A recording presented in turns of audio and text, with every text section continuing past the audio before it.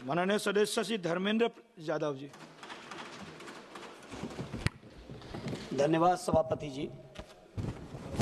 इस बहुत महत्वपूर्ण चर्चा में बोलने का मौका दिया। सभापति जी, मैं समझता हूं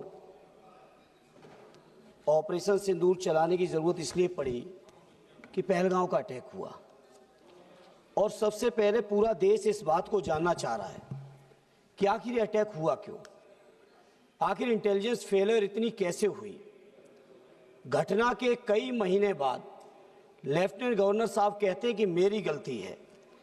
तो मैं सरकार से पूछना चाहता हूं आखिर उनकी गलती, हालांकि केवल उनकी गलती नहीं है, ये गलती लेफ्टिनेंट गवर्नर साहब से लेकर दिल्ली के गृह मंत्रालय तक की है, तो आखिर क्या कार्रवाई की। इसलिए इस मौके पर सबसे पहले जो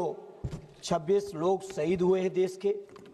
उनको मैं श्रद्धांजलि सुमन अर्पित करता हूं। सेना की वीरता, बहादुरी, पराक्रम की जितनी भी तारीफें की जाएं, मैं समझता हूं सदन के पास वो शब्द नहीं है जो उनकी बहादुरी की तारीफ कर सके। इसलिए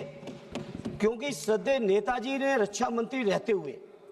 सेना के मनोबल को बढ़ाने के लिए जो काम और प्रयास किया था वो अविस्मरणीय है, कभी कोई भूल नहीं सकता, विशेषकर सैनिक लोग। और उन्होंने कहा था रक्षा मंत्री रहते हुए कि हमारे देश के सामने हमारे सैनिक इतने बहादुर हैं कि जब जब लड़ाई सेना को लड़नी पड़ी तब तब हमारे देश को कभी हार का सामना नहीं करना पड़ा। वहीं श्रद्धेय नेताजी ने इस बात को भी कहा कि जब जब देश के नेतृत्व को वार्ता की जरूरत पड़ी तब तब अक्सर हम वार्ता में हारे हैं। जहां हम लोग इतने पराक्रमी सैनिक, इतना सफल सिंदूर ऑपरेशन कि किसी को हवा भी नहीं लगी और सारे आतंकी ठिकानों पर पूरी तरह से नेस्ते नाबूद भी किए, वहीं सभापति जी जहां पूरे 140 करोड़ देशवासी, चाहे हिंदू हो, मुस्लिम हो, सिख हो, ईसाई हो, बौद्ध हो, पारसी हो, जैनी हो, देश के एक एक नागरिक ने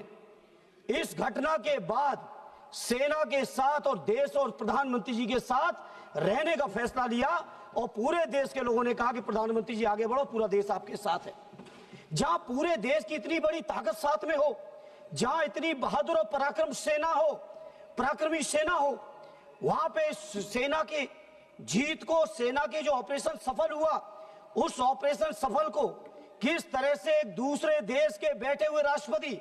अमेरिका के राष्ट्रपति दावा करते हैं कि हमने व्यापार के दबाव